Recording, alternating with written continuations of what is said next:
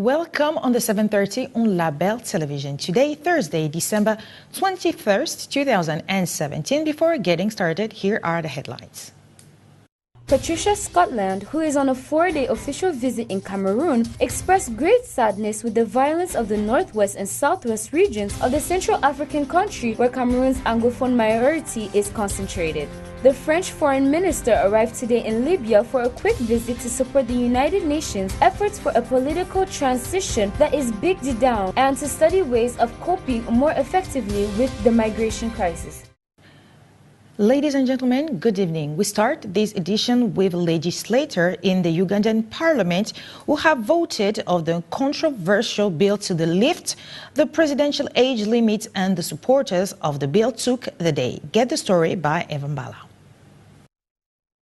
The vote, which was opened with legislators saying aye yes or nay no, needed at least 289 votes in favor of the amendment to proceed to the next stage of legislation. In the end, 317 legislators voted in favor of the amendment, 97 voted no, while 2 members abstained from the vote. The bill will now be closely scrutinized by a parliamentary committee before it can be brought back to the floor of Parliament for a second reading. In the build-up to this vote, Parliament was the scene of chaos as 2 legislators were arrested as they tried to access Parliament to serve the Speaker and Deputy Attorney General with court summons that would have prematurely ended today's debate. The legislators, who are also lawyers, have sued the 2 officials over the suspension of 6 opposition legislators that happened on Monday during the presentation of the Legal Affairs Committee report. The suspended legislators were accused of disorderly conduct and refusing to heed the Speaker's instructions. The legislators were debating 2 reports from the Legal Affairs Committee, which had been tasked to scrutinize a report on the presidential age limit bill. While majority of the committee members, 20 out of 30, approved the lifting of the age limit, 8 legislators, including a member of the ruling National Resistance Movement Party, opposed it, saying the amendments were being done for the benefit of one person.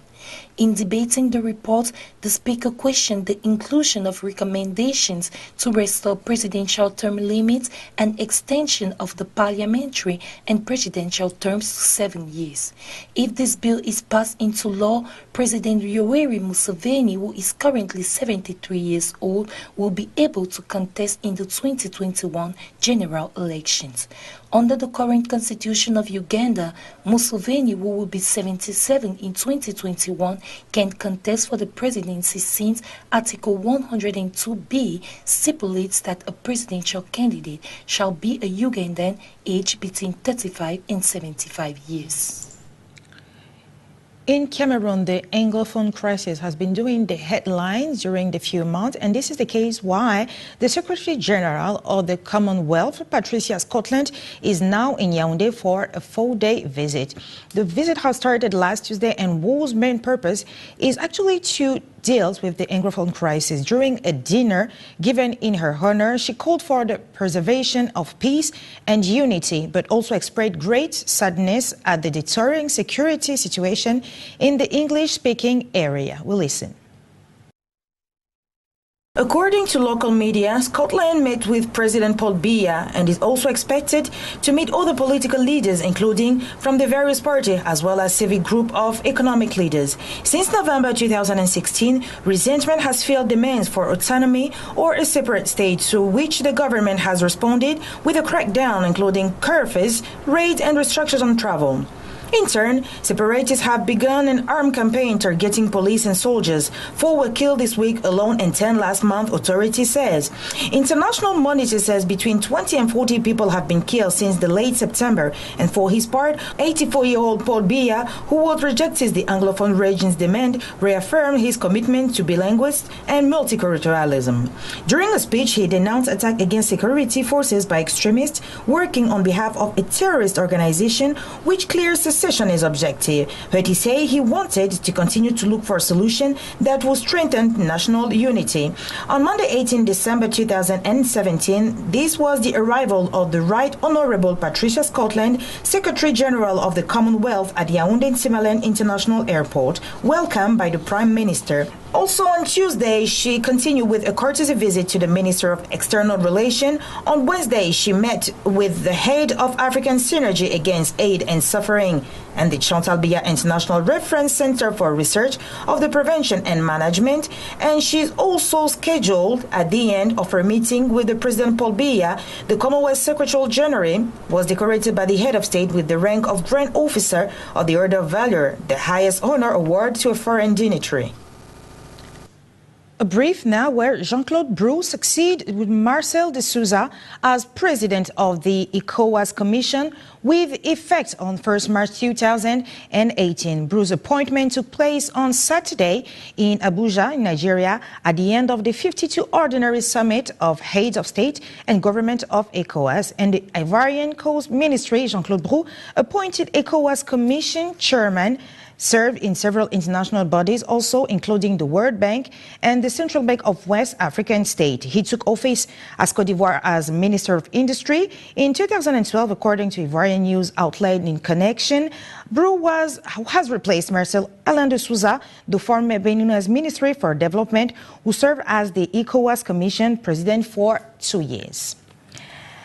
We're back now with today's focus, who is about the death of influential Kenyan Professor Kalusna Huma, who specialized in technological progress and development issues in Africa on December 15, has attracted a number of reactions from around the world, including African head of state. Commentary on this great loss for the continent as a whole by Eva Mbala.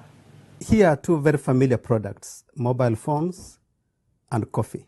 Mobile phones are widely adopted. Coffee was a subject of opposition for nearly 300 years. There have been many products that have been the subject of similar resistance, ranging from tractors, refrigeration, printing of the Quran, recorded music, which was banned several times in this country, all the way to modern-day controversies surrounding issues like artificial intelligence and robotics. Another good example of opposition to new products was the case of margarine. The opponents used legislation as a way to curtail the adoption. Some of the legislation required that margarine was labeled, and in many cases there were requirements for it to be colored pink so that it could be distinguished by consumers and rejected. These laws are actually quite similar to the ones that are being proposed to suppress the diffusion of genetically modified products today. I would like to invite you to explore these themes in my new book, Innovation and Its Enemies. An internationally recognized authority on the question of the usefulness of science and innovation for the sustainable development of developed and developing countries. This is how Harvard University sums up the character of Kalesius Juma, professor of the prestigious establishment, who died on Friday, December 15, from cancer. He was 64 years old. A regular contributor to renowned publications such as the New York Times or the prolific author Guardian, the Kenyan researcher defended in his writings the interests of entrepreneurship and technological innovation in transforming African societies, particularly in the field of environment and agriculture. When Kalesius Juma spoke of the origin of his attachment to these questions of progress, he used a specific anecdote. At 9-year-old, his village of Port Victoria, nestled on the shores of Lake Victoria on the Ugandan border, is flooded. Most of the crops in this remote part of the western Kenya are destroyed and rations are running out very quickly. The villagers then think of a way to replant the losses in a smaller area, but John Juma, the father of Kalesius, a carpenter by profession, crosses the Ugandan border and comes back with cassava curds. A carbohydrate-rich, flood-resistant tuber, cassava was not popular in this part of Kenya at the time. John Juma must therefore try to convince of the usefulness of the introduction of this plant to replace the destroyed crops, several villagers fearing that it attracts the wild pigs displaced by the floods and that they come again and destroy the crops. John Juma finally won. Cassava is now one of the staples of the region. This episode will leave the future researcher with the certainty that opposition to an innovation does not have to be a barrier to progress. In sum, defender of biotechnology means, according to him, to transform the African agricultural potential in force of economic development. Kalestius Juma has also attracted the wrath of activist anti-GMO, genetically modified organisms. A member of the executive committee of prestigious organizations such as the Aga Khan Foundation, Kalestius Juma also co-chaired the African Union High-Level Group on Science, Technology and Innovation. He also founded the African Center for Technology Studies, a Nairobi-based NGO specializing in technology research and sustainable development. The announcement of his death triggered a wave of reactions from politicians, entrepreneurs, and alumni on social networks. Kenyan President Uhuru Kenyatta and his rival Raila Odinga have hailed one of Kenya's most eminent scholars. Rwandan President Paul Kagame, for his part, regretted the loss of, he said, one of our brightest minds dedicated to innovation, education, and prosperity of Africa. The Bill and Melinda Gates Foundation, which has funded several projects of the Kenyan professor, thanked an inexhaustible champion of economic and social development in Africa. French Foreign Minister Jean-Yves Le Drian is now in Libya to hold talks with the Libyan leader of the National Unity Government, Fayez Sarraj, backed by the United Nations but not recognized by the Libyan Parliament, and the Libyan Minister of the Interior then will travel to a migrant camp near Tripoli to see exactly what is going on. We watch the report. French Foreign Minister Jean-Yves Le Drian, visiting Libya on Thursday, stressed the need for a swift implementation of the United Nations Plan for National Dialogue and Election in 2018 to lift the country out of chaos.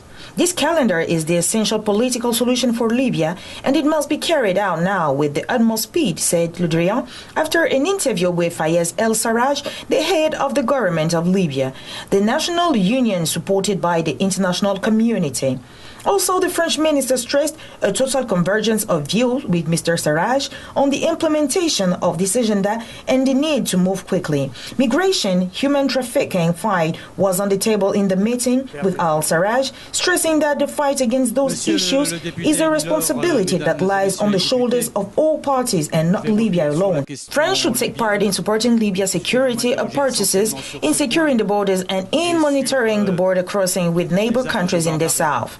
He also hailed France's effort in hosting Paris meeting in last July when he met with Khalifa Haftar and agreed to cease military operation and start with preparation for election, adding that the lack of commitment of some parties to the Paris Agreement could confuse the situation in Libya and abort Paris effort, in a clear reference to Haftar's military escalation. We are ready to commit our government to the agreement that will be struck by the House of Representatives and the High Council of State, as well as the effort of the UNSMIL's head.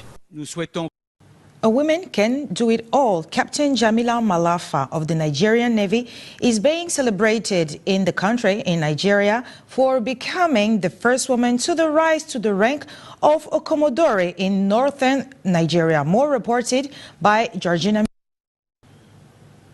Captain Jamila Malafa of the Nigerian Navy is being celebrated in Nigeria for becoming the first woman to rise to the rank of the Commodore in northern Nigeria. This post is equivalent to that of a general officer in the army. A Commodore is a commissioned naval officer who ranks above a captain and below the lowest grade of admiral. This 55-year-old woman was decorated at an event in the capital Abuja on Monday, December 18, 2017. This event was graced by Vice President Yemi Osinbajo. I am the first female of northern extraction to be promoted to the rank of general in the Nigerian Navy. The promotion will inspire me to be more loyal and dedicated in my duties to the Navy and Nigeria. A local news portal quoted her after the ceremony. She joined the Navy in 1988 and was promoted to the rank of midshipman 2 years later. She has risen through the ranks to her current position. Young people are more and more involved on the continent to do for the continent better. It's nearly 30 young people from French-speaking country in Africa that were involved in the water sector who gathered from 13 November in Ouagadougou in Burkina Faso to prepare for the 8th World Water Forum and make their voices heard in Brasilia in March 2018. We watch the report. Convinced that African youth can make a difference and bring about real change, the International Water Secretariat, IES, and OVIV have brought together some 30 young people from 8 French-speaking African countries. Under the theme Innovative Ideas for a Better Sharing of Resources, this high point allowed the 35 participants to develop a vision on water and appropriate the theme on the 8th World Water Forum, Sharing Water, to be held in Brasilia in March 2018. During the workshop, these young people developed projects to participate in implementation of the 2013 Agenda for Sustainable Development and visited the Ziga Dam to talk with the local people concerned by this infrastructure and the changes that are taking place. No less than 12 ideas have emerged that denote the vitality and innovative capacity of young people to move the line. Following the deliberation of the jury, made up experts from the IES, IRC, the Global Water Youth Partnership, OVIV Burkina Faso, and the International Office for Water, 3 projects were awarded according to criteria of relevance, durability, and feasibility.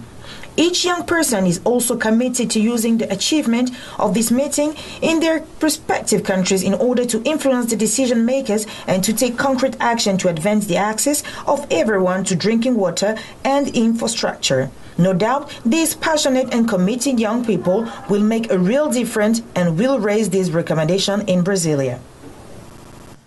Originally from Morocco, the prolific 37-year-old French player Mohamed El Khatib blurs the boundaries between dramatic and art and also creative reality in creation. Once more, we listen to this report.